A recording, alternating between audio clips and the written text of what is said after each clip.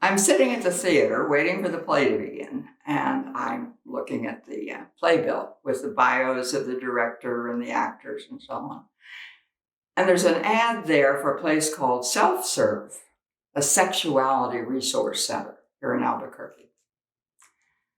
And they're offering a number of classes, and one of the classes is called Mastering the BJ.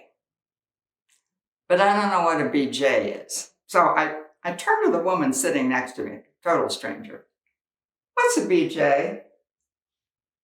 Blowjob. She said, oh, okay.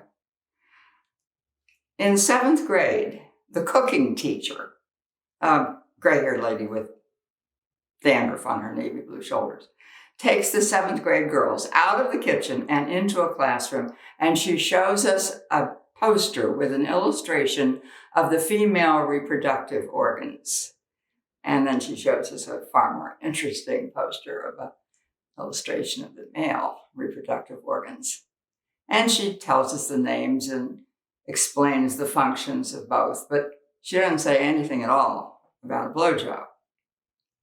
Well, after class, I get together with the other girls and we swap misinformation, and we've got a lot of misinformation. It's all great mystery to us, but it's a mystery that I want to solve. So when I get home from school that day, I ask my mother some questions, and she explains to me that I'll find out everything I need to know after I'm married. And then she gives me some advice. Don't do it. End of story. Well, eventually I do find out a few things, and I do know what a blowjob is now. I'm not completely out of touch. But I think it might be interesting to take that class. And so I sign up for Mastering the BJ and rent a series of videos.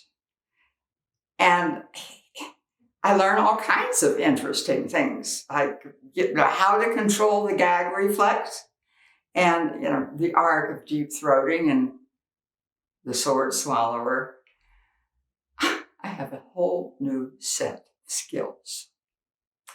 But then I'm thinking it would be interesting to take a class in the Sexuality Resource Center. And they have a class there that sounds really intriguing. It's called How to Please a Penis. Well, it's not so much that I need to learn how to please a penis, but how do I find a penis to please? It's a little like taking skiing lessons when it hasn't snowed for months and months. So I sign up for the class. And I learn a whole lot of interesting things. I learn about the frenulum. I never heard of a frenulum before. It sounds like a word you'd use in the Sunday New York Times crossword puzzle. I learned how to play with the balls. Rule number 1, don't bang them together. Now, when I was a kid, I was a terrible athlete, and I was no good with any kind of balls, volleyballs, baseballs, and later golf balls, tennis balls. But I know how to handle this kind of balls now. I do. Well, after class, I wander through the Sexuality Resource Center here. It's sort of like Toys R Us for horny grown-ups. And they have this vast inventory of sex toys. I have no idea what these things are. And so I have to ask some questions. I mean, there's a thing called a cock ring, and that's explained to me. And then there's this kind of a glass art object that's, you might be something you display on your coffee table.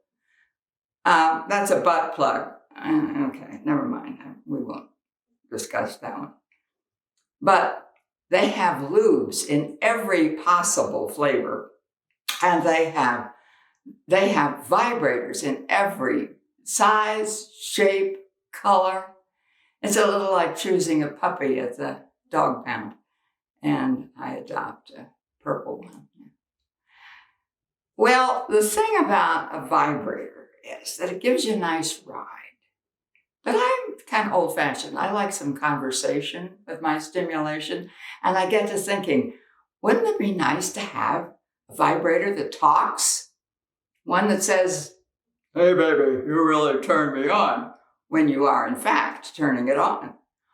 Or maybe one that calls me by my name. I don't particularly like to be called baby. But then I have a really bright idea.